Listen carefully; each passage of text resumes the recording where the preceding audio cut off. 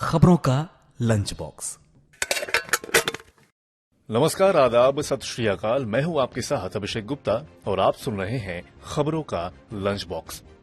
सरकार ने छोटी बचत योजनाओं में क्या किए जरूरी बदलाव, आरबीआई ने छोटी वैल्यू के डिजिटल पेमेंट के लिए कितनी बढ़ाई लेन देन की सीमा और रेपो दर को लेकर क्या कहा है आरबीआई गवर्नर ने, बताएंगे आपको। और इसके अलावा भी हैं बिजनेस और पर्सनल फाइनेंस से जुड़ी कई और बड़ी खबरें। तो चलिए खोलते हैं खबरों का lunch box.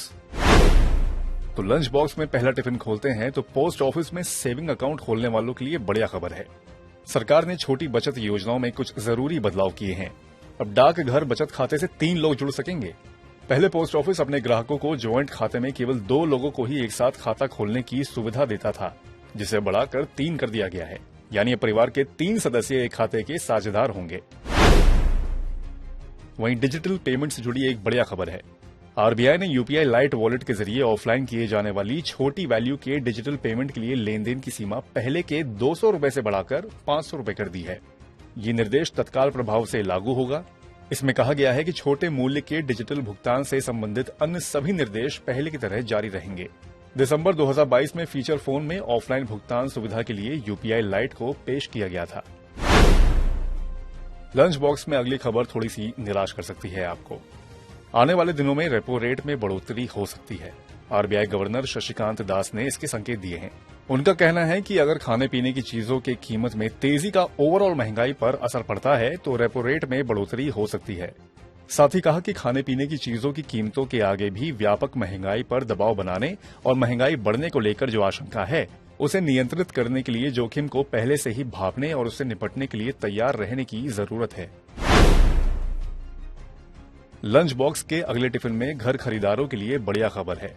Income tax tribunal ने यह फैसला सुनाया है कि रेसिडेंशियल प्रॉपर्टी का विक्रेता कैपिटल गेन टैक्स में छूट का लाभ उठा सकता है, भले ही उसने पुरानी प्रॉपर्टी की बिक्री से काफी पहले एक नया घर खरीदने का समझौता किया हो। हालांकि नए घर का कब्जा आयकर अधिनियम की धारा 54 के तहत दी गई समयावधि के हिसाब से होना चाहिए। नई रेसिडेंशियल प्रॉपर्टी पुरानी प्रॉपर्टी की बिक्री से 1 साल पहले या उसके 2 साल बाद खरीदी जानी चाहिए, या फिर इसके 3 साल के अंदर उसका निर्माण हो जाना चाहिए।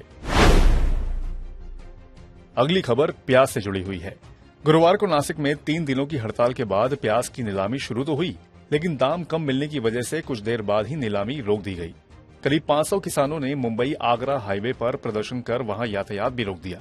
दरअसल केंद्रीय कृषि मंत्रालय के शीर्ष संगठन नेफेड और एनसीसीएफ ने प्याज की कीमत 2410 रुपए प्रति क्विंटल निर्धारित की थी और किसानों को इतनी भी रकम न मिल पाने और इससे कम कीमत की वजह से प्याज की नीलामी रोकनी पड़ी। वहीं सुपरटेक के चेयरमैन आरके अरोड़ा पर करोड़ों की ठगी का आरोप लगा है। ईडी ने मनी लॉन्ड्रिंग में आरके अरोड़ा और उनकी कंपनियों के साथ 8 लोगों के खिलाफ आरोप पत्र दायर किया है। आरोप पत्र में उन पर घर खरीदारों को धोखा देने के लिए आपराधिक साजिश रचने का आरोप लगाया है।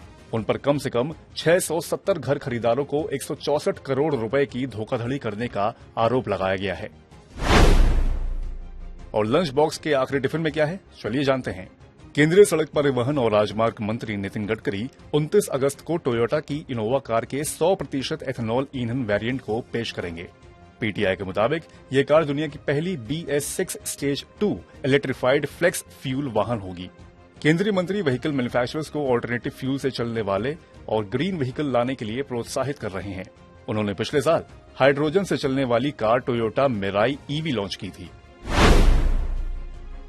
तो इसी के साथ बंद करते हैं अब खबरों के लंच बॉक्स को। उम्मीद है कि इसमें पेश की गई खबरें आपको पसंद आई होंगी।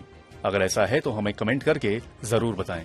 बाकी ऐसी ही बिजनेस और पर्सनल फाइनेंस से जुड़ी खबरों के लिए सुनते रहिए रेडियो मनी 9 और डाउनलोड कर लीजिए मनी 9 ऐप को। अभी चलता हूं, नमस्कार। खबरों का लंच बॉक्स।